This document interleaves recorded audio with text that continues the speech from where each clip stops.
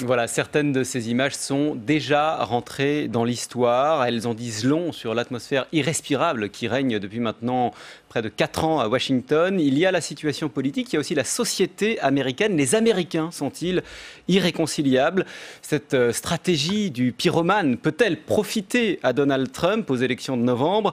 Les événements qui ont eu lieu depuis ce scandale ukrainien, du Covid à l'affaire George Floyd, ont-ils modifié la donne? Voilà quelques-unes des questions avec lesquelles nous laisse ce film. La bataille de Washington, signé Jacques Charmelot et François Chaillet. Et pour approfondir à présent, j'accueille Gérard Haraud. Bonjour. Bonjour. Ancien ambassadeur de France à Washington. Vous étiez en poste au moment de l'élection de Donald Trump. Bonjour à vous, Christine Zumelo. Bonjour. Vous êtes professeur des universités à la Sorbonne Nouvelle, Paris 3, spécialiste en politique contemporaine américaine et en économie des États-Unis. Bonjour à vous, Hélène Conway-Mouret. Sénatrice socialiste des Français de l'étranger, vice-présidente du Sénat. Et en ligne avec nous, Philippe Corbet, bonjour. Bonjour Jérôme. Vous êtes le correspondant de RTL à New York depuis 2015 et vous avez suivi notamment la totalité du mandat de l'actuel président et ses meetings dont on a vu quelques images, de nombreuses images dans le film, d'autres depuis, vous nous en direz plus. Alors tout d'abord, cette impression avec laquelle nous laisse ce film, on en ressort inquiet pour les États-Unis, pour leur unité. Gérard Haraud, est-ce que vous partagez cette inquiétude ? Moi, je dois vous avouer que moi, je la partage aussi pour la France. En réalité, ce qui se passe aux États-Unis n'est pas très différent de ce qui se passe dans l'ensemble des sociétés occidentales. Dans l'ampleur et dans... C'est-à-dire que chaque pays a évidemment ses caractéristiques, mais rappelez-vous les Gilets jaunes en France. Rappelez-vous aussi le vote de Brexit et le débat de Brexit qui a mis face à face deux Grande-Bretagne qui ne pouvaient plus se parler ni se comprendre. C'est vrai, les États-Unis sont divisés. C'est vrai que vous avez deux Amériques qui ne se parlent ni ne se comprennent. Mais pour moi, ce n'est pas seulement un phénomène américain, c'est un phénomène occidental. Christine Zumelo, pour autant, les institutions américaines, on l'a vu dans le film, ont été mises à rude épreuve sous ce mandat de Donald Trump. Oui, c'est un des grands avantages du documentaire que vous avez monté, c'est effectivement de nous faire rentrer en tant que spectateurs dans le fonctionnement du Congrès. On est à la Chambre, on est devant le Sénat, on est dans une commission d'enquête. Donc ça, c'est vraiment un fonctionnement normal, en l'occurrence. Un fonctionnement normal, mais avec des personnages qui ne le sont pas tout à fait. Donc là, on a vraiment des face-à-face très, très durs.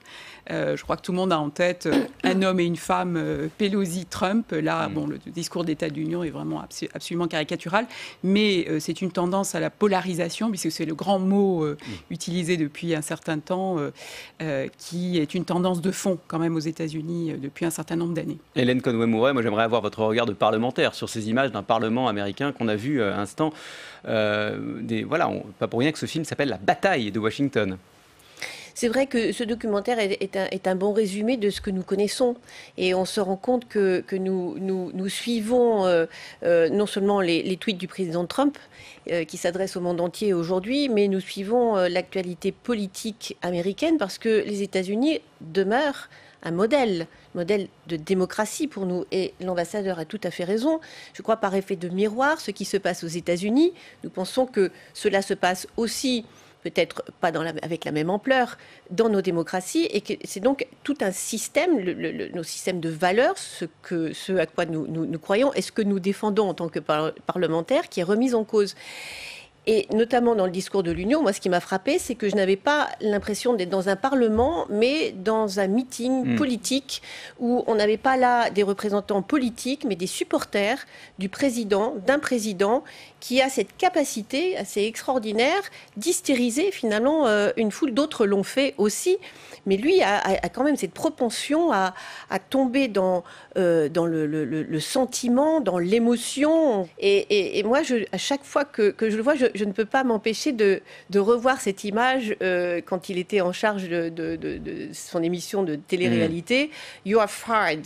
C'était ça, l'homme, le mâle dominant. Qui s'impose, la figure du chef, celui qui a tout compris, et qui vire, et celui qui vire et celui qui dispose. Ouais. Philippe Corbet, un mot sur cette atmosphère qui est décrite dans le documentaire. Certains ont parlé de guerre civile froide. Oui, c'est l'expression qui a été utilisée pour décrire, particulièrement dans la période de la procédure de destitution l'année dernière. Mais pour compléter ce que disait Gérard Haraud, cette guerre civile froide, cette fracture, cette division, elle n'est pas spécifique aux États-Unis et elle n'est pas spécifique à l'époque Trump.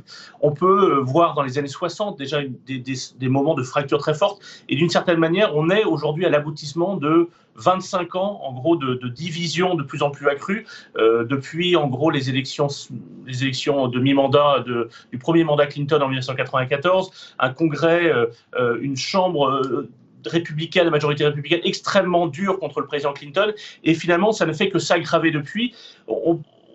Puisque vous évoquiez le fonctionnement du Parlement, il faut se souvenir, par exemple, en 2016, début 2016, donc avant l'élection de Donald Trump, le Sénat avait refusé, le Sénat à majorité républicaine avait refusé de recevoir le candidat, le juge nommé à la Cour suprême par le président Obama pour bloquer d'une certaine manière les institutions, une institution aussi importante que la Cour suprême. Tout ça pour vous expliquer que Donald Trump n'est que la conséquence de ces divisions, de ces fractures, de ces guerres culturelles. Il n'en est pas à l'origine et il n'en est pas la seule expression. On a quand même l'impression depuis tout à l'heure, et notamment vous, Gérard Rao, que vous relativisez la gravité de ce qui se passe aux États-Unis. On sait à quel point la société et la politique aux États-Unis, ça peut être violent, mais est-ce que cette fois-ci, ce n'est pas plus grave qu'au cours d'autres crises de ces dernières années? J'ai l'impression que vous relativisez la crise en Europe. Je crois que ce qui est grave, ce qui arrive aujourd'hui, c'est partout. Nous avons 35 à 40% de nos citoyens qui se révoltent contre le système. Donc je ne relativise pas. Je dis c'est grave aux États-Unis, c'est grave en Europe. Et si je le dis, ce n'est pas seulement par comparaison, c'est que c'est exceptionnel.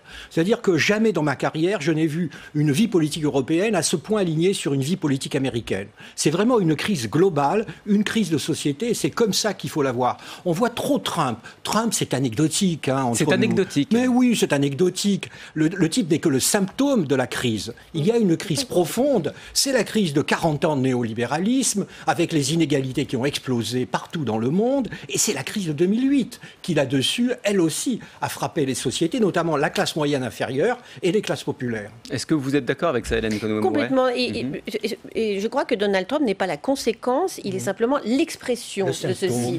L'expression. Il a cette capacité, en effet, de surfer, et je crois qu'il avait très bien compris cette polarisation de la société américaine avec une fracture territoriale, fracture numérique, fracture à tous les niveaux, le mythe familial qui a explosé, qui a disparu, ce brassage social où on a fait croire pendant très longtemps, et c'était possible, que les classes inférieures pouvaient aspirer par le biais d'un ascenseur social qui serait le résultat de leurs compétences, de leur travail, et qu'aujourd'hui ils voient que sans héritage et sans être né dans la bonne famille, eh bien cet ascenseur n'existe plus. Le prix des études. Le prix des études.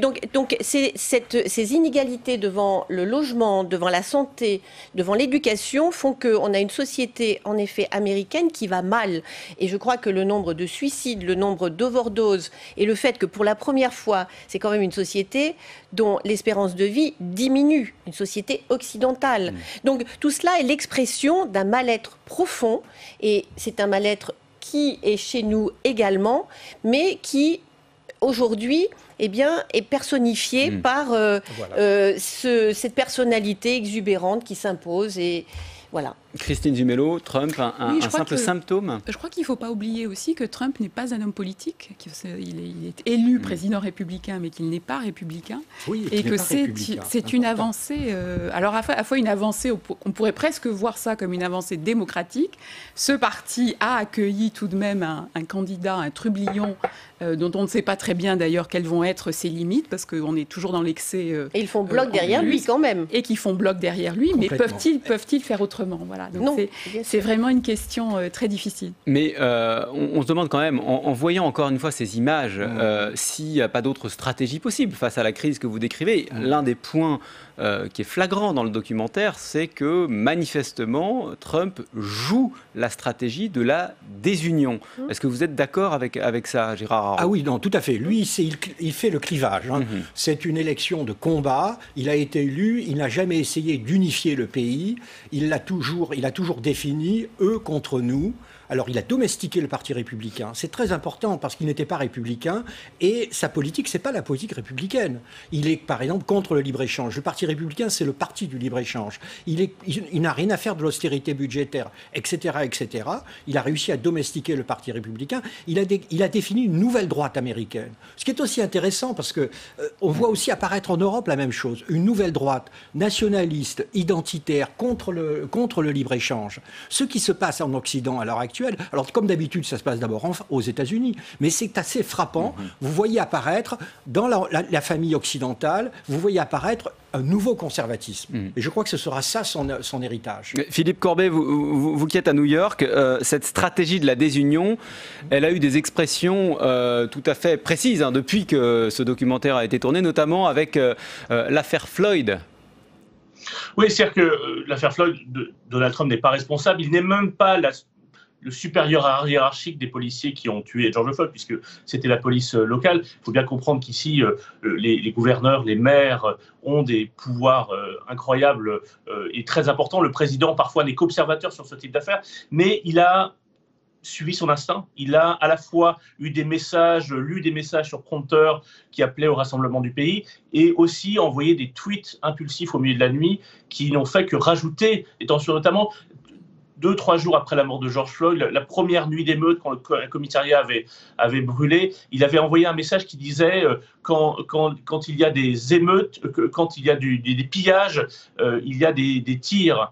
C'était en fait une référence à une phrase du chef de la police de Miami en 1967, qui est restée dans l'histoire, dans la mémoire, comme une phrase jugé raciste, comme une sorte de symbole de la violence policière. Lui, ensuite, avait expliqué qu'il ne connaissait pas cette référence et qu'il ne voyait pas le problème dans cette phrase. Mais voici un exemple, et il y en aurait régulièrement, de moments où lui-même, de façon spontanée, instinctive, sent qu'il est préférable de cliver, comme le disait Gérard Haro, puisque c'est aussi une conséquence du système électoral américain.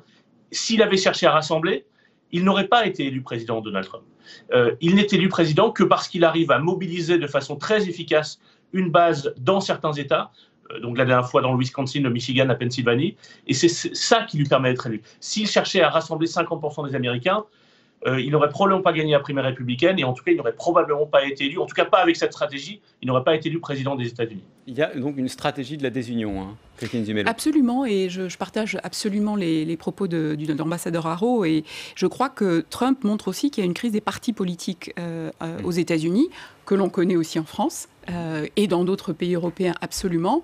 Il y a une très grave crise au sein du Parti républicain. C'est aussi le cas du côté démocrate. On le verra, la partie pour Biden n'est pas si simple. On a tous en tête Bernie Sanders. Voilà. Donc, et ça, c'est quelque chose sur lequel Trump souffle, sur ses braises de problèmes aussi au sein du Parti démocrate. Et il explique que voilà, le Parti démocrate est rongé par une gauche radicale qui est encore dans la rue avec Black Lives Matter. Voilà. Donc c'est vraiment quelque chose dont il se sert également à son avantage. Je voudrais qu'on parle maintenant de l'un des aspects qu'on a commencé à soulever, c'est ce spectacle permanent dans lequel nous a entraîné Donald Trump depuis son élection. Philippe Corbet, vous parliez de tweets impulsifs envoyés au milieu de la nuit. Il y a un autre moment, il y a un moment significatif qui est rappelé dans le film, c'est lorsque Donald Trump s'invite via les réseaux sociaux au Congrès, alors qu'une femme, une ambassadrice, est en train de témoigner contre lui dans cette affaire ukrainienne. As we sit here testifying, the president is attacking you on Twitter, and I'd like to give you a chance to respond. I'll read part of one of his tweets. Everywhere Marie Yovanovitch went turned bad. Well, it's very intimidating. It's designed to intimidate, is it not? I mean, I can't speak to what the president is trying to do, but I think the effect is to be intimidating. Ça a l'air de vous faire sourire, Gérard Haro, cet extrait, cette manière compulsive d'utiliser les réseaux sociaux. Non, vous savez, le problème, quand j'étais à Washington, je dois avouer que j'en pouvais plus qu'on parle de Trump tout le temps. C'est-à-dire que vous avez guerre civile virtuelle, je dirais aussi hystérie. C'est-à-dire quand je faisais des dîners ou des déjeuners à Washington avec des Américains, au bout de 3 minutes, même si c'était des spécialistes d'énergie nucléaire, on parlait de Trump, vous voyez. Alors, il y a un côté, bon, le personnage est, disons-le, moralement assez répugnant. C'est un narcissique pathologique, mais une des conséquences aussi, c'est lui qui dicte la première page des journaux. C'est lui qui, en permanence, par ce sort de narcissisme, il est un pervers, il est très intelligent, hein, comme le faisait remarquer la sénatrice. Il a été le seul à voir la crise de la société américaine et d'appuyer le doigt sur le nerf. Il appuie toujours le doigt sur les nerfs. Donc, on est en permanence, c'est lui qui détermine le programme, très intelligent, très intelligent. Il a été le président des États-Unis. C'est une forme d'intelligence particulière. En tout cas. Exactement. Vous savez, il y en a beaucoup. Hein. Et il a été élu président des États-Unis parce que lui seul, et honnêtement, c'est lui qui a défini sa politique, sa stratégie contre l'avis de tout le monde, de tous les spécialistes. Et il continue à le faire, et il ira comme ça jusqu'au 3 novembre. Et il a derrière lui, dernier point, sa base, la base qu'il a élue. Il est le président américain qui a réussi à fidéliser le mieux sa base. Sa base est derrière lui, elle est fanatique derrière lui. Ils l'ont suivi. Et ça, on va avoir l'occasion d'y revenir. Voilà. Vous avez dit très intelligent, très instinctif aussi, Philippe Corbet, Donald Trump. Oui, c'est ça. C'est-à-dire qu'il sent, alors ça peut paraître ridicule, c'est vrai qu'il passe des heures devant la télévision tous les jours, mais ça lui permet de sentir, ou en tout cas de réagir avec les mêmes émotions, des émotions parfois primaires que peuvent avoir des téléspectateurs en regardant les informations à la télévision, par exemple. Finalement, le mystère des années Trump, à la fois la campagne puis la présidence, c'est plutôt les choix qui ont été faits par un certain nombre de ténors républicains, élus au Congrès, élus à la Chambre, élus au Sénat, qui ont résisté à la candidature Trump en 2015-2016, puis finalement se sont ralliés à lui, et certains profils de parlementaires importants, je pense notamment au sénateur Lindsey Graham, qui était un proche de John McCain, qui est passé de la critique absolue du candidat Trump en 2015, il est aujourd'hui l'un de ses principaux défenseurs au Sénat. Il joue un rôle très important au Congrès. Et c'est ça le mystère, pas seulement le mystère, mais il faudrait que les historiens se penchent sur ce qui s'est passé au Parti républicain dans ces années-là, parce que si Donald Trump est battu, on va les voir retourner leur veste très rapidement.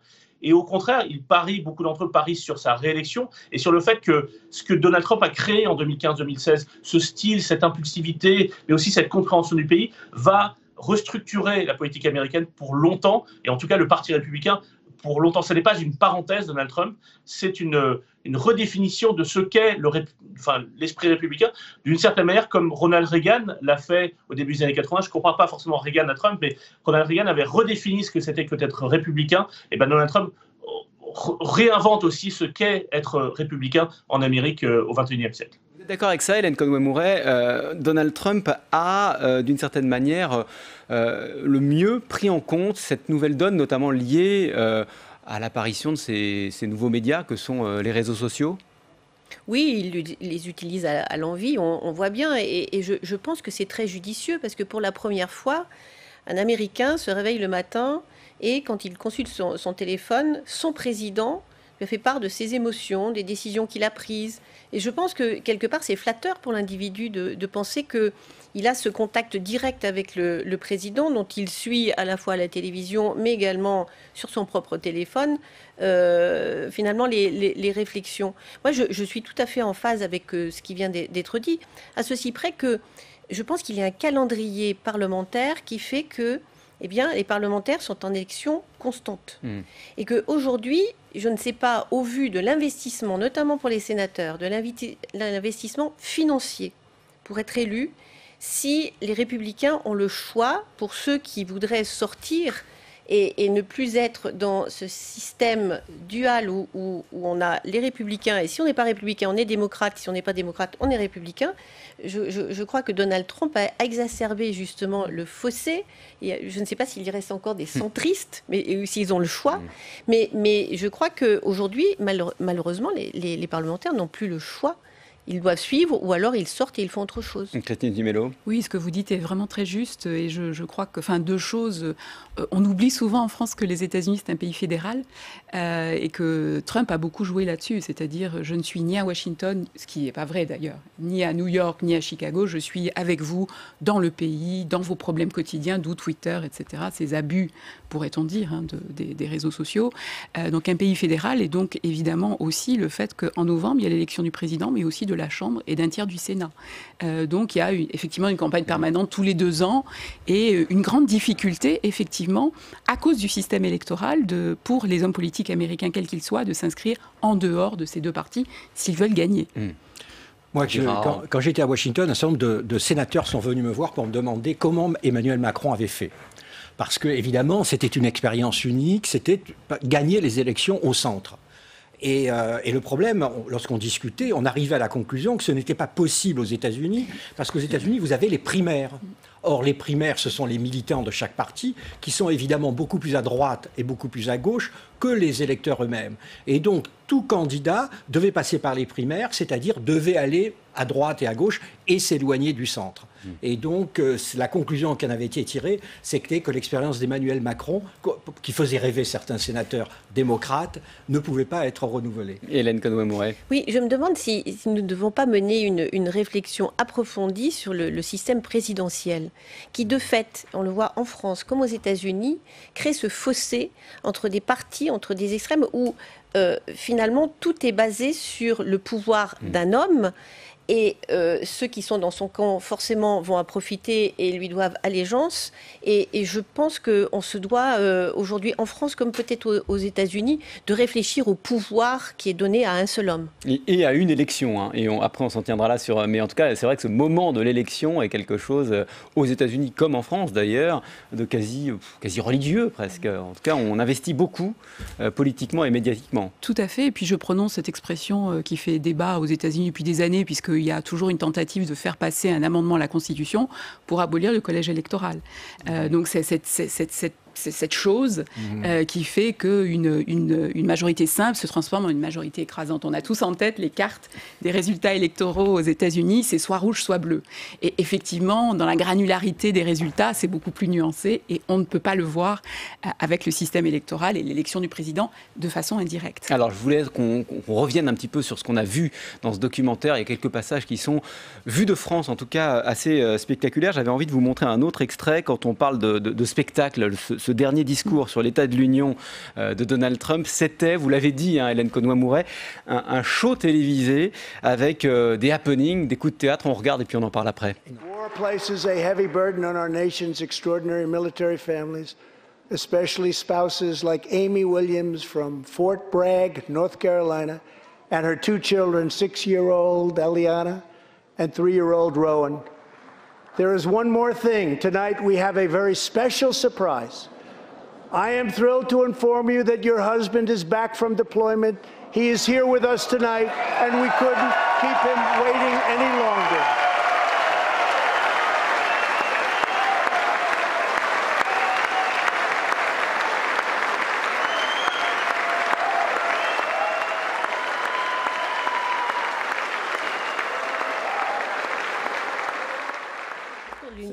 Gérard Haro, vous nous disiez, voilà, il y a des choses qui sont... les États-Unis. Mais voilà, c'est quand même spécifiquement américain, là. Oui, vous savez, quand vous écoutez Joe Biden, il vous déversera des platitudes sentimentales qui nous donnent mal au cœur. Il y a tellement de sucre.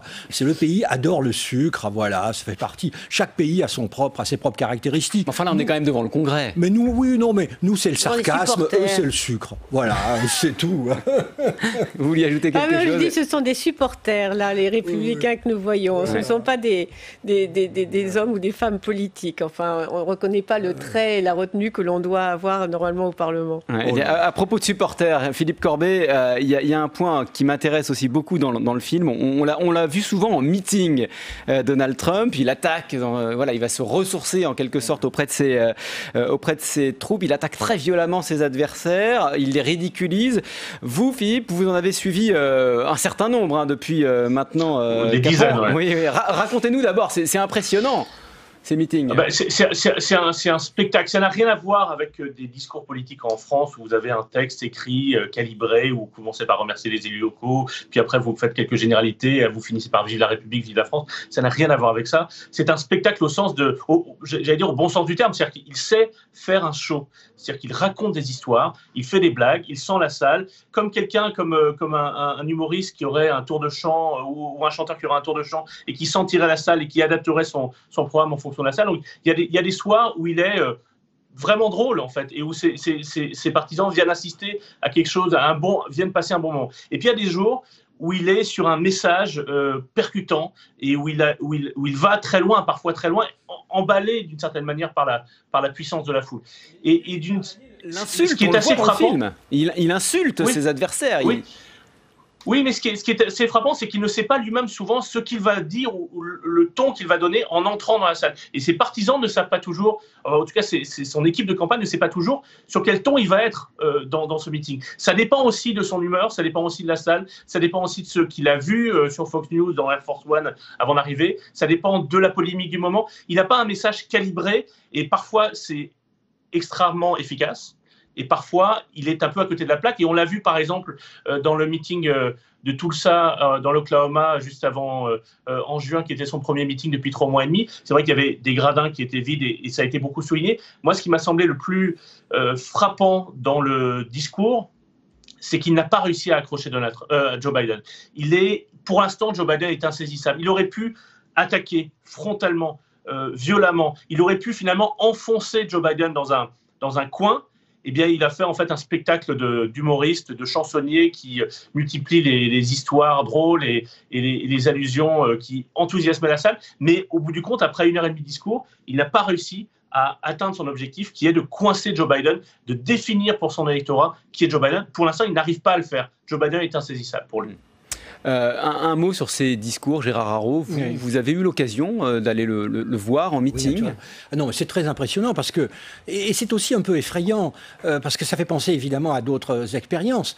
Il chauffe la salle, il suscite l'enthousiasme de la salle. Vous sentez qu'il y a une communion entre la salle et l'homme. Or, de notre point de vue, ce qu'il dit n'a pas de sens. C'est des phrases incohérentes. Il est capable de dire « J'avais dit à Angela c'est Merkel, tu vas pas me prendre notre argent, etc. » Donc il parle avec les mots que les gens évidemment comprennent, que pour des gens comme nous, ça n'a pas de sens. Il dit beaucoup de gros mots. Oui, et c'est un gros succès. Et il fait un triomphe. Il fait un triomphe. Et c'est vrai, alors tout ça en juin, donc il n'y a pas eu grand monde, mais d'habitude, les salles sont combles. Et il adore cet exercice. Et c'est l'Amérique populaire. C'est vraiment l'Amérique populaire. Mais c'est un langage qui est simple, qui est fort, et il y a des recherches qui ont été faites sur le langage de l'extrême droite, utilisé par l'extrême droite, où justement le message doit être compris par tous. Donc le message doit être simple, clair, comme le vocabulaire. Sans nuance. Sans nuance. Et c'est vrai que les discours politiques ont tendance justement à être intellectuels ou intellectualisés, qui fait que certains ne s'y retrouvent pas. Il faut qu'on parle d'ailleurs maintenant de la prochaine échéance, parce que depuis cette affaire ukrainienne dont il est beaucoup question dans le film, il s'est passé beaucoup de choses. Il y a évidemment la crise du Covid-19, il y a eu l'affaire George Floyd que nous évoquions avec Philippe Corbet il y a quelques minutes. Mais on est frappé dans le film de voir, et vous y faisiez allusion Gérard Haraud, son extraordinaire popularité auprès d'une certaine population. À chaque coup dur, il va se ressourcer auprès d'eux. On se l'était déjà dit en 2016, on a l'impression qu'on est un peu aveugle, vu de France, Christine Zumelo, sur cette Amérique-là, cette Amérique qui a voté Trump et qui est prête à revoter Trump. Absolument, c'est ce qu'on peut appeler aussi, ça fait partie d'un grand mouvement historique qui est celui du délitement de la classe moyenne, des difficultés de la classe moyenne sur lesquelles les États-Unis ont été largement bâtis depuis la Seconde Guerre mondiale. On parlait avec ambassadeur Haraud de la construction de la société de consommation, et ça c'est effectivement en danger aujourd'hui. Donc un certain nombre d'électeurs américains pensent que les démocrates vont attaquer leur pouvoir d'achat et que tout va être concentré vers ce qu'on pourrait appeler à la française la classe ouvrière, et que donc la classe moyenne va être encore plus en difficulté si un démocrate est élu. Donc ça, c'est vraiment... Numériquement, aujourd'hui, ils sont toujours, vous le disiez encore une fois, monsieur l'ambassadeur, ils font bloc, mais est-ce qu'ils sont suffisamment nombreux pour le faire réélire ? Je crois que là, il faut voir vraiment dans quelques États. Il en est question dans votre documentaire, on en a parlé tout à l'heure. Il y a la Pennsylvanie, le Wisconsin, le Michigan, donc l'ancien Midwest industriel, la Floride, qui est toujours un État qui pose question pour toutes les élections aux États-Unis. Il y a la Floride des villes et la Floride, j'ai envie de dire, des campagnes, qui votent républicains, les villes votant démocrates. Donc c'est 3, 4, 5 États pivots dans lesquels vont se décider les élections de novembre. Un mot d'ailleurs là-dessus, Philippe Corbet, il y a des États clés où aujourd'hui Donald Trump est en difficulté ? Oui, les États que vous avez cités, moi je regarderai beaucoup dans la prochaine semaine l'Arizona, qui est un État de l'Ouest, sachant que l'Ouest a beaucoup tourné démocrate, le Nouveau-Mexique, le Colorado, la Californie évidemment. L'Arizona restait une sorte de bastion républicain. Il y avait voté républicain, avait 2 sénateurs républicains il y a 4 ans. Et là, il est possible qu'en novembre, on ait 2 sénateurs démocrates et que pour la première fois depuis très longtemps, je ne sais même pas depuis combien de temps, l'Arizona vote pour le candidat démocrate Biden, même si au bout du compte, Biden n'est pas élu. L'Arizona, c'est un État à la frontière, c'est un État où la grosse ville Phoenix progresse beaucoup, c'est un État dynamique. Et finalement, c'est un État qui est inquiétant pour le camp Trump, qui est obligé de faire campagne, dépenser des millions de dollars pour faire campagne là-bas, alors qu'il ne faisait pas campagne là-bas en 2016. Et il y a un autre État un peu dans le même genre, mais qui me semble encore plus solidement républicain, mais c'est la Géorgie, l'État d'Atlanta. Et là aussi, c'est important de regarder ce qui va se passer, notamment parce qu'il y a un fort électorat noir en Géorgie. Si ces 2 États-là montrent des signes de faiblesse pour la campagne Trump, et c'est ce que montrent les sondages pour l'instant, si Donald Trump est obligé de faire campagne et dépenser de l'argent dans l'Arizona et la Géorgie, ça voudra dire qu'il est en difficulté pour gagner l'élection. Gérard Haro, on a évoqué la crise du Covid-19. On a vu son attitude à Donald Trump face à cette épidémie, des suggestions parfois baroques. Est-ce que tout ça laisse des traces selon vous ou ça glisse? Alors, je pense qu'aujourd'hui, je pense que Biden serait élu triomphalement. Aujourd'hui? Aujourd'hui. Je dis bien aujourd'hui. Nous sommes à 4 mois et demi de l'élection. Les électeurs ont la mémoire courte et nous ne savons pas ce qui va arriver. Et c'est cela l'incertitude, les incertitudes. Nous ne savons pas s'il y aura 10 millions, 20 millions, 30 millions de chômeurs le 30 novembre. Nous ne savons pas s'il y aura un été de troubles encore dans les rues américaines, voyez. Et puis, nous ne savons pas si Biden tiendra la distance, parce que Biden pose de nombreuses questions et soulève de nombreuses interrogations. Trump a raté, à l'évidence, la séquence des troubles raciaux. Déjà, il n'avait pas été brillant sur le Covid, mais là, sur les troubles raciaux, il a vraiment raté. Il n'a pas compris que la société américaine, dans sa grande majorité, d'une certaine manière, exprimait à l'américaine sa honte, son remords de n'avoir pas vraiment répondu aux préoccupations de la classe noire. C'est un pays qui a des grands moments de révision de lui-même, hein, c'est un pays protestant, de culture protestante. Eh bien, le pays est dans ce moment d'examen de conscience en disant « nous n'en avons pas assez fait pour les Noirs américains » et lui a totalement raté ça. Hélène Conway-Mouret, c'est votre sentiment aussi, ces 2 séquences très importantes, hein, le Covid et puis l'affaire George Floyd et toutes ces suites, Donald Trump les a ratées politiquement? Oui, absolument. Mais en même temps, il a un socle qui est solide de supporters.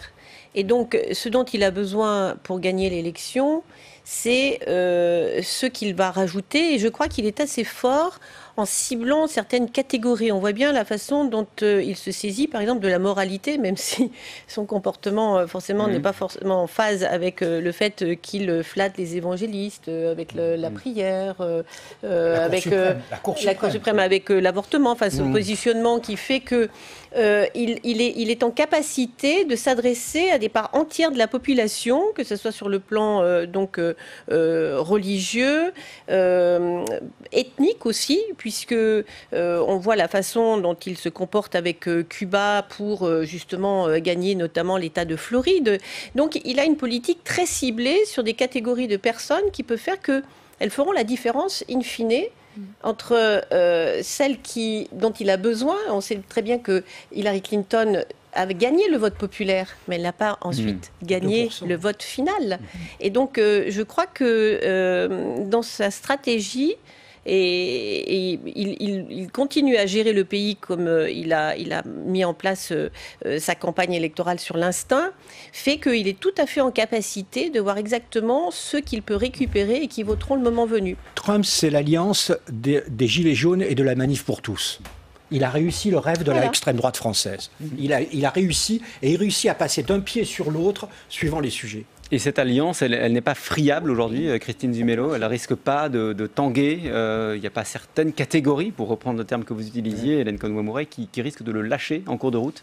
Je crois qu'on est encore aujourd'hui dans la surprise quand même qui a frappé tout le monde lorsqu'il a été élu en 2016. Voilà, enfin, je ne reviens pas sur tous les sondages, etc. Et malgré tout, je crois qu'il y a une certaine frilosité de tous les commentateurs politiques et d'un certain nombre d'observateurs de la vie politique à se dire, bon, effectivement, Biden semble parfaitement, en tout cas, bien plus en tête aujourd'hui. On ne l'entend pas. Hein. Aujourd'hui on que ne le voit que pas. Trump. En tout cas, vu de France, on ne l'entend pas, on Absolument. ne le voit pas. Mais voilà, il reste quand même une espèce de frilosité très forte. Mais Biden, au fond, et c'est un peu, je dirais, c'est aussi un peu triste. Au fond, Biden fait campagne contre Trump.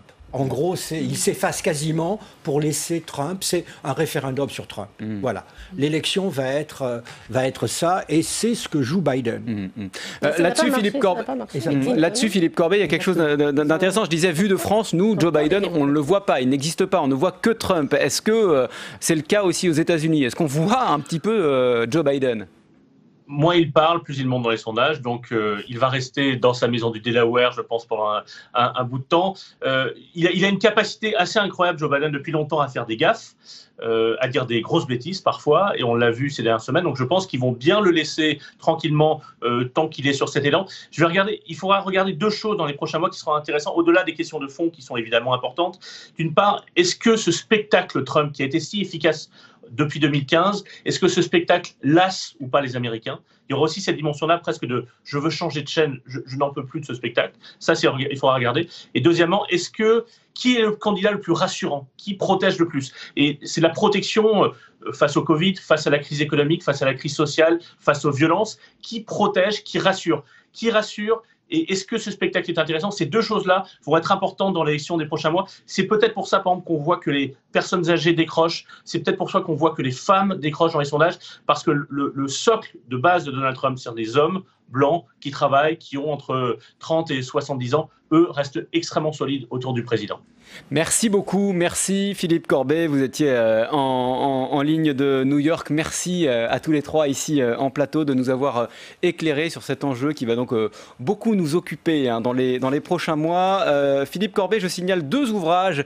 D'abord, à paraître le 9 septembre chez Grasset, L'avocat du diable. C'est l'histoire très intéressante, absolument passionnante de Roy Cohn, qui est l'une des figures du maccarthisme, mais qui est aussi l'homme qui a tout appris d'une certaine manière à Donald Trump. Voilà, ça sort en septembre. Chez Grasset également, je renvoie à votre dernier livre, Trumpitude et Turpitude, qui était sorti en 2018. Et puis Gérard Haraud, je renvoie à votre livre, là aussi chez Grasset, Passeport diplomatique, 40 ans au Quai d'Orsay. Merci encore, merci à vous de nous avoir suivis et à très bientôt sur Public Sénat.